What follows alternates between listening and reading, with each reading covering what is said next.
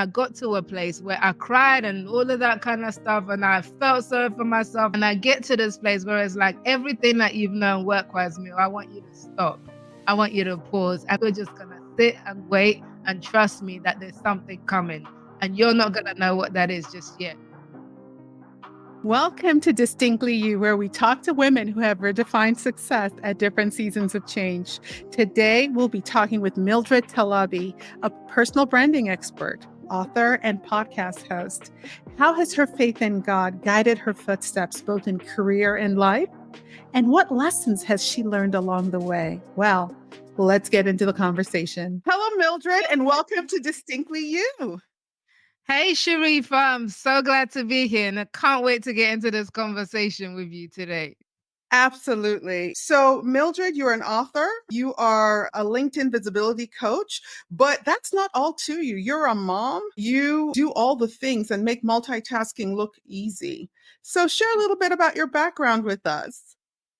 Yeah, absolutely. Absolutely. Honestly, it has been a pleasure, getting to know you from the journey we had together on the whole LinkedIn visibility stuff, which I'm sure we'll talk about in just a second. But yes, I am. It's funny at the time of recording this podcast, I am in a funny place of transition, which we will probably talk about as we go on.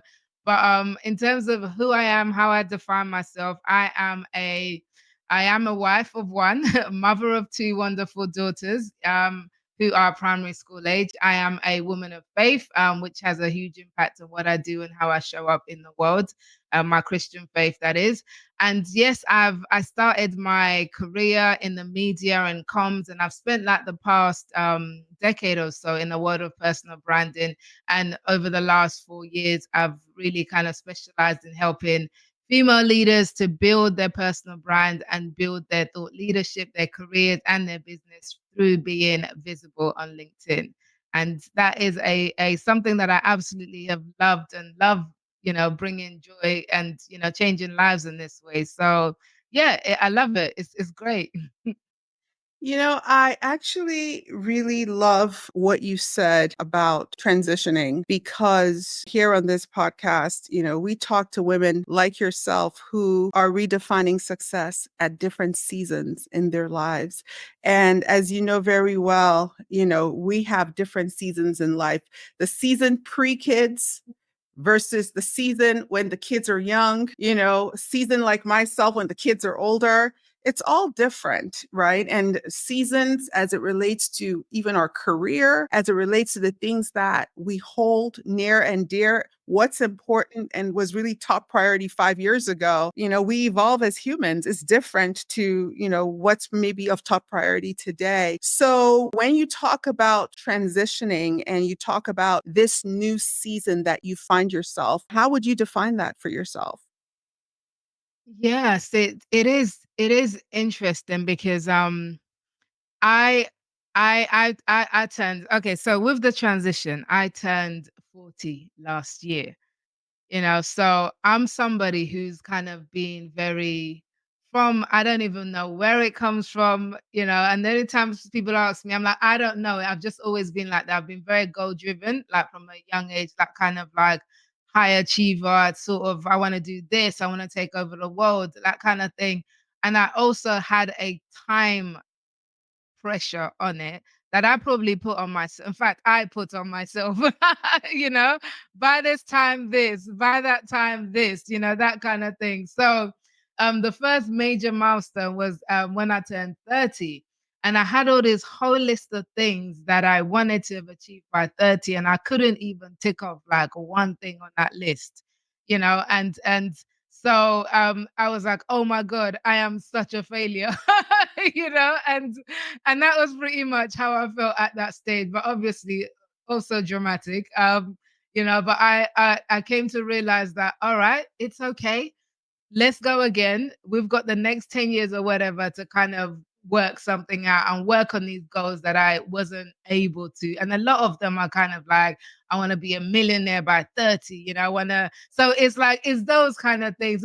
I want a corner office. I want my business to be a 7-figure business, you know, and we probably will talk about this later on, but it was just there's been a whole shift in the way I view goals, as I've developed and I've grown older. But so turning 40 last year was, again, because 40 is such a big milestone in terms of it is another phase of life. And I remember being 18 and thinking 40-year-olds were like grandmas and granddads, I'm like, and now I'm one of them, you know? And the worst part is, like, I'm like, I don't feel like a grandma or a granddad, but I've had in my head for so long that 40 is like such a big age. So turning that such a big age, and again, comparing it to where I wanted to be in life by the stage and falling short was, again, like a moment of like disappointment sort of stuff, until I had to shift the perspective. And this is where my faith really kicks in. God had to show me the different perspective, because in the 10 years from that 30 to 40, so much has happened, including having my awesome, amazing, wonderful children, that I have. And I've enjoyed so many different elements of my career and business. And my husband and I have been, married for like forever, so like there's all kind of good things. But I was kind of focusing on the success metrics of be here, earn this, have that kind of thing. And that was part of the thing. But on a more kind of reflective level, that was like a point where it was like, I want to live a more purposeful life, and that's not to say that everything that I've done up until this point hasn't been of purpose, because I've been a kind of person where I follow my passions. I'm like, I believe that life is too short for you to be stuck in something that you hate. And, so I've followed my passion like pretty much throughout my life, but I've always had this sense that I am not yet in my speech marks purpose, like doing the thing that is the world changing thing that I've been created to do. And LinkedIn coaching has been amazing in terms of the impact that it's had on the women that I've worked with and for myself. But talking about LinkedIn for the rest of my life isn't the picture of my life. So that was all kind of some of the setups. But the long story short, and I've already told it as a long story, but towards the end of last year, I started to get this real distinct feeling that this is things need to change, that I need to kind of pause what I'm doing because there's something else coming, and I don't know what that something else is. Even to this stage, there's elements of it that's becoming clearer as I go along. But it was the way that God gets my attention is when I try to do everything that I've always done. And for this reason, some reason it's just not working. You're doing the thing exactly the same way that you've always done it, but it's just not working anymore. So it's like, okay, hold up, what is going on? And that's where I realized, that's where I came to a stop, not by choice, but it was like God was trying to get my attention, like, Mill, look up, because you've entered a new phase of life and I want to take you somewhere different. And you're not going to get there by continuing to do what you've always done, how you've always done it. So that's the transition that I'm in at the moment.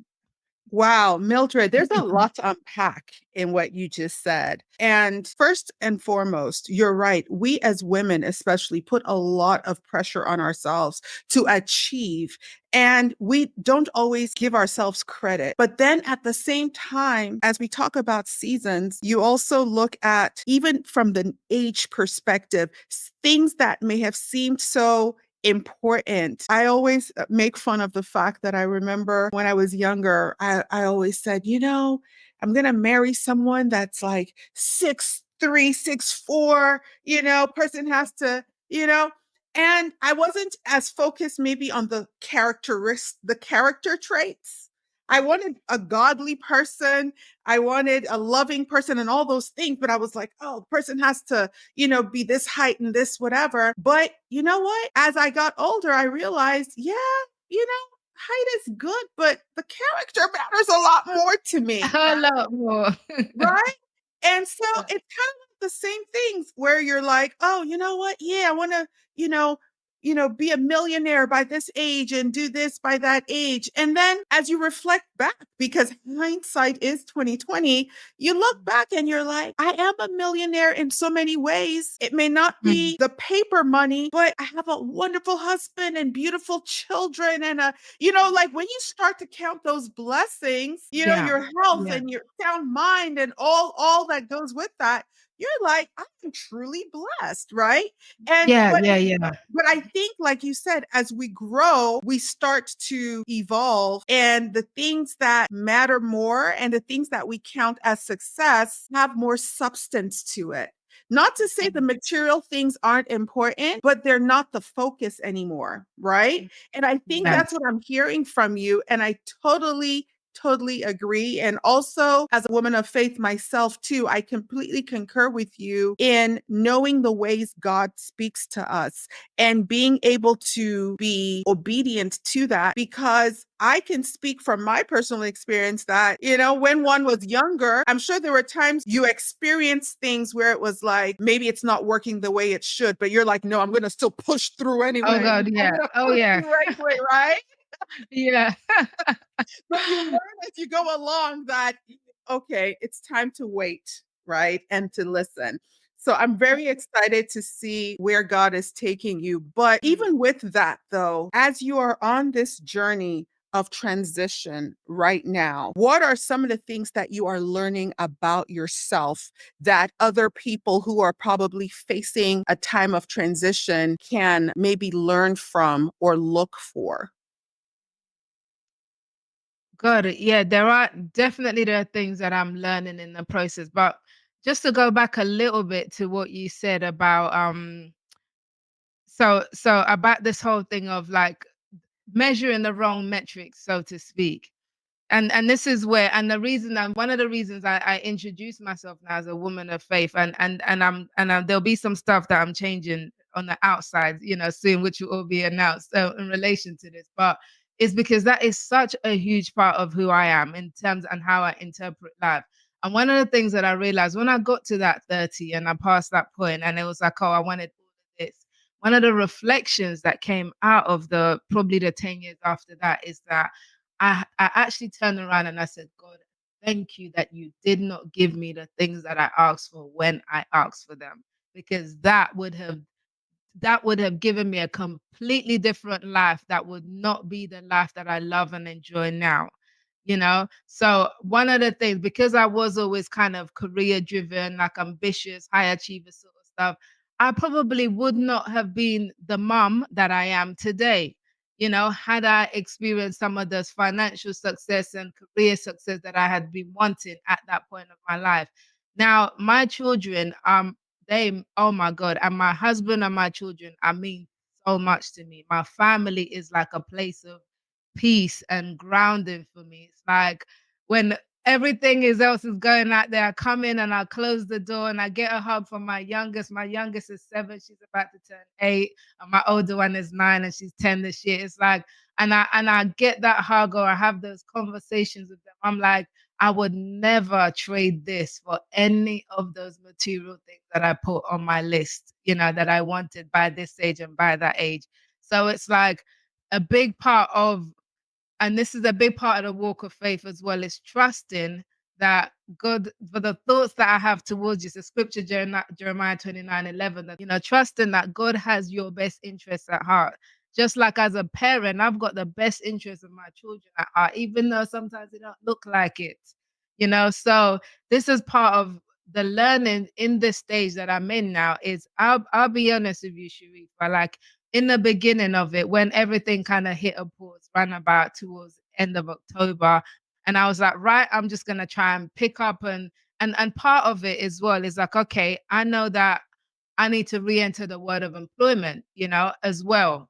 So that's another thing. I'm gonna re-enter the world of a business thing fully isn't the thing I'm supposed to be doing fully right now. And I was like, right, I know what I'm doing. I used to have a business helping people get jobs. I know, as usual, independent, get on with it, right? Bam, bam, bam. Let's do what I normally do.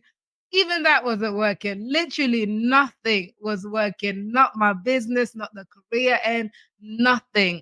And it was literally, I've been through like the last few months has been what I can only describe as a stripping, Mm. a stripping of like when you get to a place where it's like, and I got to a place where I cried and all of that kind of stuff, and I felt sorry for myself. I watched TV for too long and ate rubbish and sat on the cover like, what is my life? Because work has been such a big part of me for so long. And I get to this place where it's like everything that you've known work-wise, me, I want you to stop. I want you to pause. And I know I'm not going to tell you what's next. You're just gonna sit and wait and trust me that there's something coming and you're not gonna know what that is just yet. So this is the place where I've been at. And so it's been a place of forced rest, Mm. and for a lot of people, COVID did this for people because we were so like we're so busy, most of us, as you said, especially as women, we're wearing like all these multiple hats. We're doing this, we're so busy. And sometimes it's like in that busyness, you might look up and another 4 years has gone by. It's true. You look up again and 10 years have gone by, but you've never had the time to just kind of pause, reset, and see that am I still on the pathway that I'm supposed to be? Am I even on the path that I'm supposed to be anyway in the first place? And this is the learning and what this transition and is teaching me. Like one of the things that, as I said, it's like realizing that all I was looking back at all the goals. This is for the first time. 2024 is the first time I entered a year with no goals. Literally no goals, nothing on my vision board, nothing like, no, I'm going to achieve this by this. I'm going to do this. I'm going to Mm. create this. Nothing, nothing. And that is Wow. so unlike me, but it was so necessary. And it was all part of this stripping bare of like, just kind of, God, I'm laying it all down in front of you. I'm not going to write anything on my tablet that you haven't put there. But one of the things about going into this year with none of those usual goals, and I'm not saying that there's anything wrong with having goals of like business goals or money goals, or nothing wrong with them at all. This is for me, for where I am, for where I was, and for how I've kind of lived my life. So the goals this year, and I started this year with a blank slate and no New Year resolution, do this, buy this, nothing. And as the January went on by, things started to pop into my heart as in actually these are the things that I need to be focusing on this year. And one of the key things from that is relationships, you Mm. know, relationships. So like one of my only goals this year, is relationships, my friendships. I'm talking my immediate family, my girls, my husband, that's all good. But like I've got sisters and brothers and in-laws and all of this kind of stuff. My mom and my dad are still alive. I thank God for that. It's like, and my friends, you know, that I haven't sown as much time into as I would have liked and as I probably should, because I've been busy, and I gave them bits here and there, but it's like relationships. This is the year where I'm going to pick up when you call me, you know, like that kind of thing. And I've been and having like such is so that's like one of the goals, and other things like more like quality time and having like these non-material goals have been like such a breath of fresh air because it's been like, wow, I don't feel this pressure of the grind of like constantly like, and the thing about being a high achiever, you get to that target, maybe you miss it or you get close, whatever, and then you celebrate if that for like a minute, and then you're on to the next target, and then it's okay, what's the next goal, so it's like constantly running, and the last few months I haven't been running, I've barely been walking, you know and it has actually got to the place where it's refreshing and enjoyable, and I'm like, loving this, and I can see things differently now than I couldn't before when I was so busy chasing that next goal and next goal and next goal. Now it's like, okay, there's I'm in a better place spiritually, physically, emotionally, mentally, all of it, and it's just because of this forced rest period that I've been on, and we're still in. So this is fresh, like in the middle of the transition, Sharifah. We're having this conversation. No, I really love what you just said, and I it resonates with me because I truly feel like it's at moments where we are facing, I don't know whether it's the storms of life, because life kind of goes in ups and downs, but those are the moments where we truly look up. And we're like, it's God's way of like getting our attention to really refocus us, but also being in a place where you yourself are putting yourself to be obedient to that is huge. And I think it's really key. And I know that just hearing what you're saying right now, I too can relate to times where I've had shifts in my life that some may have been purposeful and others may have been forced. But one thing I can say looking back as well is that everything that one has done or one does in their lives, nothing is wasted. I find myself today having to use something that was like a tidbit in my life years ago that I thought, oh, that was such a waste of whatever, especially as opportunities presents itself that way.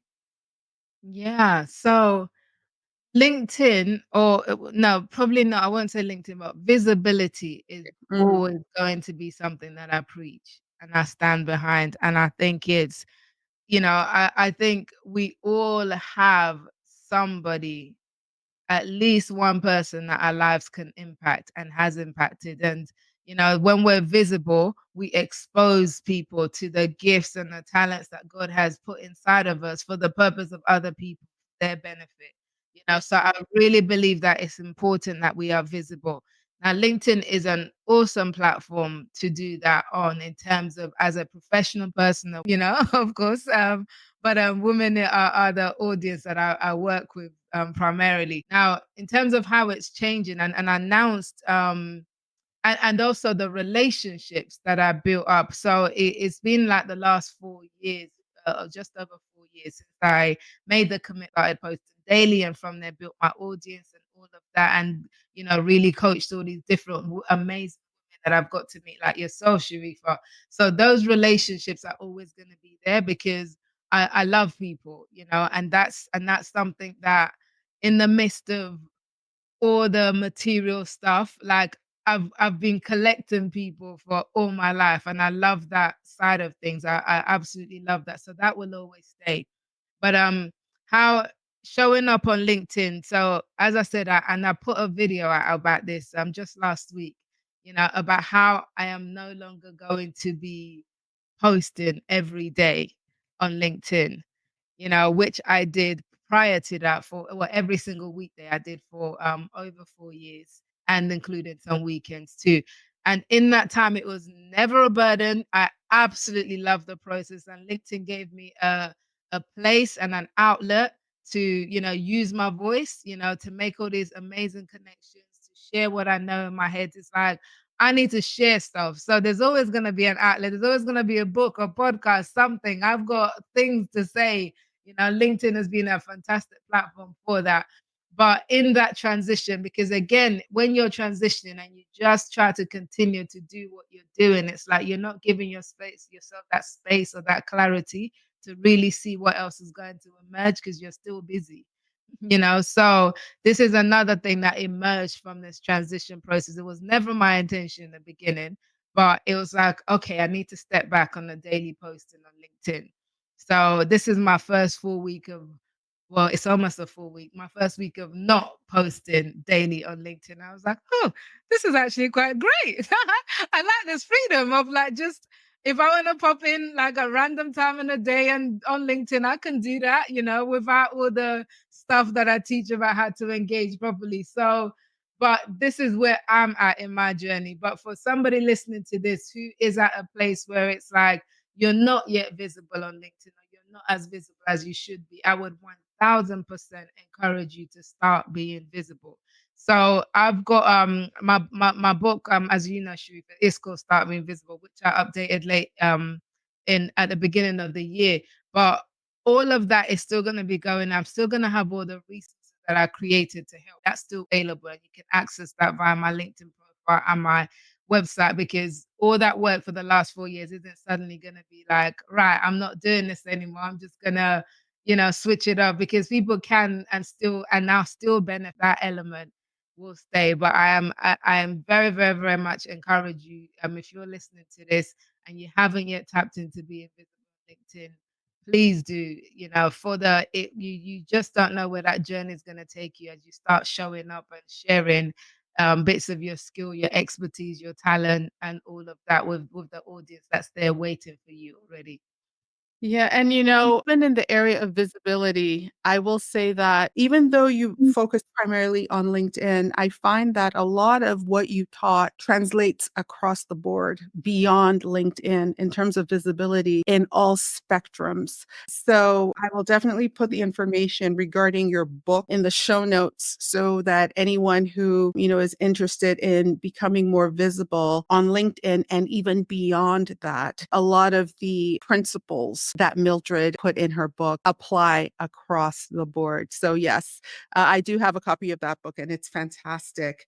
So I will say also, Mildred, that in addition to that, I know you also have podcast as well that were interviewing a lot of women in the area of visibility, and I'm curious, is that also on pause for a little bit as well during this time, or is it something that you are also from a transition perspective, maybe it might evolve into something else? Sherifah, you've done asked me a question that's gonna make me give you an exclusive on this podcast. you know, you're gonna get an exclusive on this podcast. So yeah, as you said, as you rightfully said, I started the Start Being Visible podcast in October 2023, and I absolutely love it. It's an evolution of what different amazing women on their journeys and to visibility and their career and their business. So that transition into the podcast in October 2023, I absolutely love the podcast medium. I binge on podcasts. I listen to a whole load of podcasts and I love communicating via podcasts. So that's why I started it. Now we've done season 1 and season 2 of the podcast. I literally wrapped season 2, which went out live just was it last week? Time is going so fast. Yeah, season 2 wrapped last week. And season 2, I had done as a live podcast in terms of we were going live on LinkedIn every Wednesday evening at 6 to do the podcast recording live in front of a virtual audience. And then it went on the podcast after. So the podcast was one of the things I was like, I love doing this podcast, but I've been feeling and again, Sharif, I know you didn't bring me on here to be preaching and stuff, right? But this is this is all the stuff that's in my heart. So I've got to, it'll be dishonest of me not to tell you it exactly as it is. And the reason I say that, and then I'll come back to that question, is part of the thing that I realized, and this is part of the changes as well that started from about last year. I realized that it's like I've been a Christian since the age of 19. I became a Christian at 19, and God's been part of my life. Like I'm the kind of person, if I'm gonna commit to something, I'm in.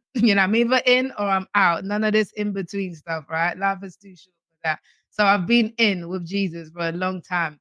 And it was always, and I've always known I've been called to what's called the marketplace in terms of in Christian words. That's what we say. Like, my work wasn't to be in church, doing whatever in church. It was to go out there because I've always had this thing for the career and, as I said, ambition, achieving stuff. So I've always known that that's where my purpose and my ministry was, to be out there. So over the years, I've been able to build on that and get influence on different platforms as a result. Some of that, as I said, through LinkedIn, I've had to been able to build up an influence there, become a top voice, over 50,000 followers. And I've always been really somebody, like, authenticity matters to me. That's what I preach. I say to people, you have to put your authentic personal brand out there. Like, that's how you're going to connect with people, your personal brand, who you are as a whole. And for about a year or so, I was wrestling with this, and I was like, there's an element of me that I don't put out there as much, but it's such a big element of me that it is actually not authentic for me not to talk about it as much openly. And that's my faith. I was like, my faith, my Christian faith is part of my personal brand. And that was like, when that dropped for me, it was like, okay, so now we're going, let's go. Because I can't tell you that this is my personal brand and tell you about all aspects of my life without telling you about the biggest part of my life that actually shapes who I am and how I show up in the world.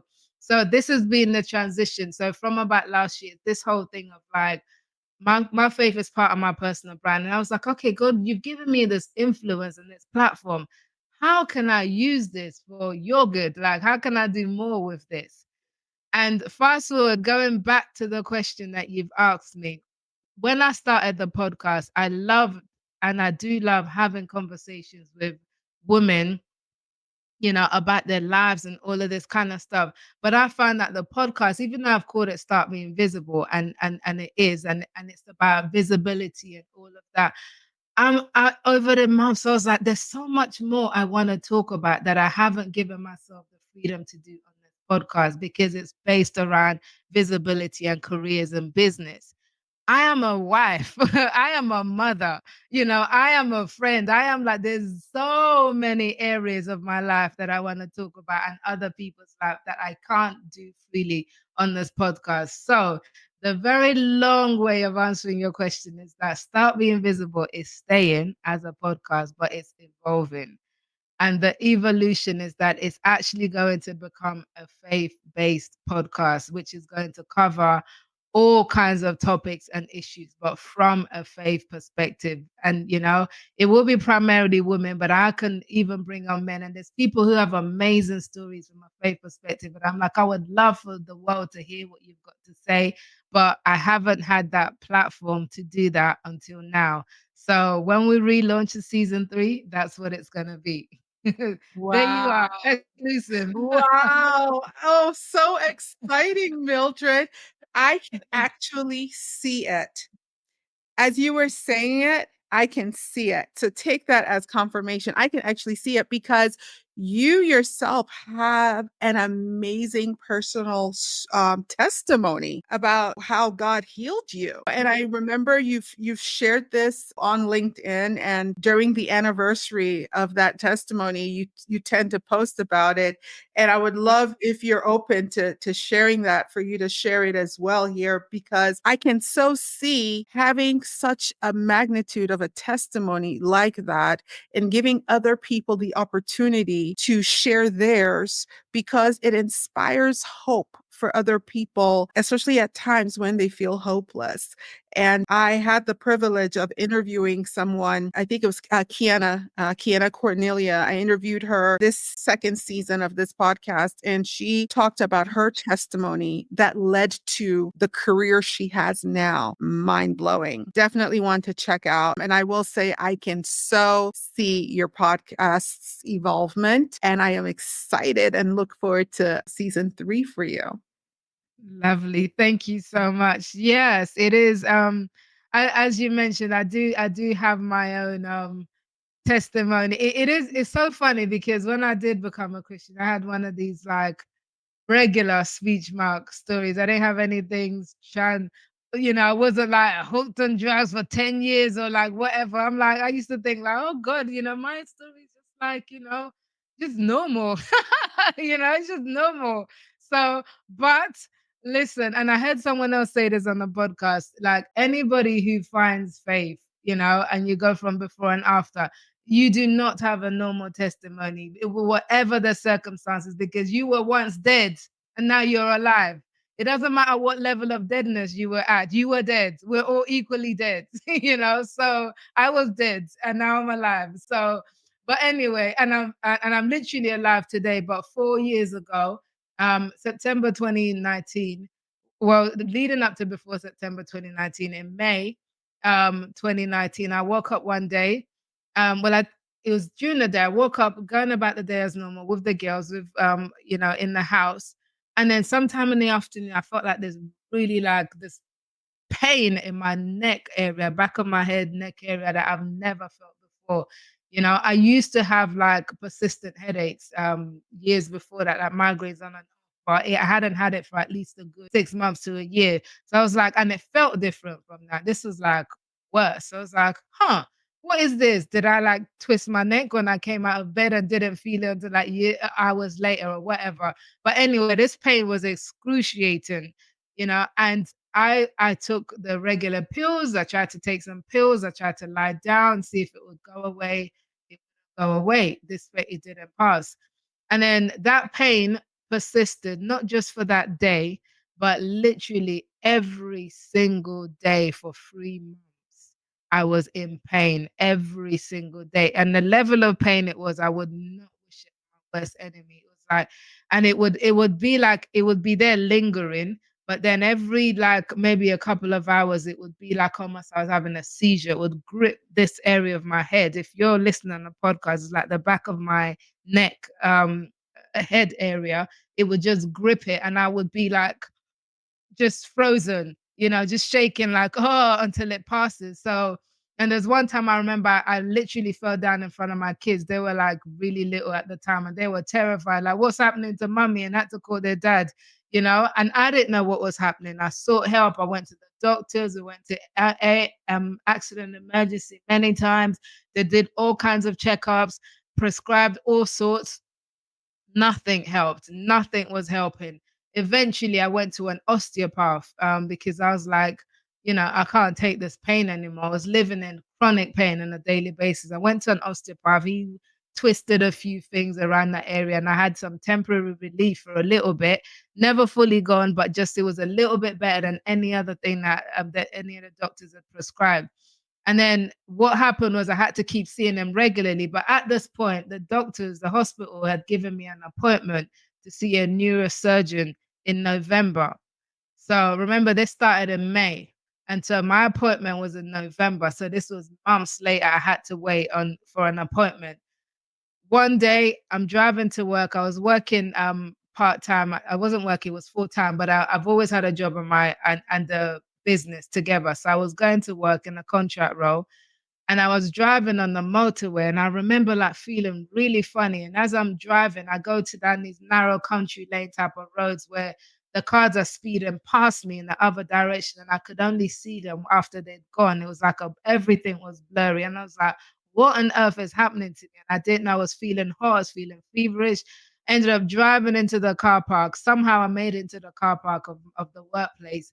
And I tried to call one of my workmates, and afterwards she told me I left her some garbled message on the voicemail, but she just knew something wasn't right and she could pick up car park. So they came, found me in the car park. I'd collapsed, door open, vomit coming out, fainted, don't know what was happening. So they took me to an ambulance to a hospital that was nearby and they did some checks on me and they were like, okay, we think that there's a problem here, but we're gonna have to take because they're a specialist for when it comes to head stuff. So they took me to another ambulance to this hospital, ended up at the hospital, St. George's Hospital, and they were like, after some time of doing tests, my husband arrived at this. Really sorry, but we found a brain tumor. You have a brain tumor and actually you can't go home. You need to stay in the hotel, not hotel, in the hospital until this is like, and we need to operate. So I literally went from going to work on that day to like I can't come home, and I ended up staying in the hospital for a month. Missed my daughter's first day at school because at the time my oldest was starting primary school, missed all of that kind of stuff. And I just there was 2 weeks preparing me for the surgery and then 2 weeks for the surgery after that recovering. And it was like a big, fat, massive, what on earth is this? Like, is you don't hear of people having brain tumor, let alone it being you. So it was all a bit of a daze. But I think I remember one of the biggest things I felt when they told me that I had a brain tumor was relief, because the pain I had been living in up until that point was excruciating and it was unexplainable. But it's like, at least now, okay, so now this is why this has been happening. So now, once you know the cause, at least there'll be a solution. So that was like the biggest thing, was relief. And then after that, it was shock. It was like, wow, So, but yeah, that was a pretty big moment in my life. And after all the surgery and everything, it took a long time. It took about 8 months for me myself, including learning how to walk again, and without passing out and blacking out and all the rest of it, and being able to drive again, all of that kind of stuff. It was a long process of rehabilitation, but we got there, and today I'm so grateful to God. I'm happy to say that I'm here. I'm alive. I am well. My brain is healed.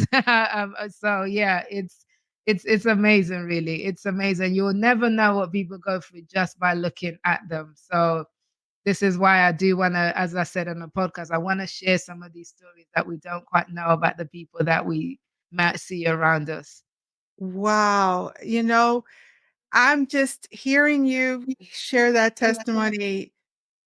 Having read it is not the same as hearing you actually share your story. And thank you so much for sharing that. You are truly a living testimony to God's goodness, His mercy, and His healing power. And thank God for you. And you are here for a purpose. And I know that you are going to fulfill that purpose. And that purpose has already started to impact many people's lives. And I can't even imagine how many more lives it's going to impact as a result of your obedience. So thank you so much, Mildred, for sharing that with us. And whew, what an amazing note to be able to end on. And I just have to say that, just even hearing your testimony, for anyone listening to this, we all go through our different journeys in life. We all go through the ups and downs in life. But at the ending of it all, God truly has a purpose. And even things that don't seem to be the best, that you might say, why me? I truly believe that God has the ability to still work it out together for your good in the end, and not just yours, but for other people's good as well. And so, today's conversation, Mildred, has really been one of not just transition, but one of purpose, one of living out one's purpose, even when it's not specifically clear. And so I thank you for that, because, purpose really is about us living out our lives, living out the destiny that the Lord has for us. And sometimes, we don't know where the twists and turns take us, but at the ending of the day, we still know that we're going to get to where we're supposed to. And so I appreciate you for sharing your journey, your authenticity, your transparency with us. And I'm just excited for what God has in store for you next. So is there any final words you'd want to share in terms of for this podcast today? Maybe something I didn't ask you that's on your heart that you want to share? No, I just love what you're doing with this podcast, Sherifah. I really do, and it is distinctive. Aha, aha. And it's wonderful to have a place that I can share so openly, and that's because of the platform that you've created here. So I want to thank you for giving me the opportunity to come here and to share my story, and to just and for the work that you've been doing with the podcast, with the coaching that you do. So it's just, yeah, I think you deserve to be celebrated as well. So keep up the great work. Thank you so much, Mildred. And for anyone that may need to reach out to you, what's the best way to be contacted? Hmm. You can still find me on LinkedIn, although I might take a little bit longer than normal to respond than I used to, but you can still find me on LinkedIn. You can also, if you do want to get a copy of my book, Start Being Visible, you can pick up one from Amazon, or you can get it from my website, startbeingvisible.com/book. That's all you need to know. And if you and that's where the details, startbeingvisible.com is my site. That will give you details on my podcast as well if you want to sign up to that when the new season launches. And yeah, you can reach out to me through there, the contact form, and there through LinkedIn. I'm on the other social media platforms as well. So feel free to reach out, whatever's best for you. Fantastic. We'll put that information out here as well. Thank you again, Mildred, for this awesome conversation. And we're just so honored to have spoken to you right here on Distinctly You. Thanks, Sharifah.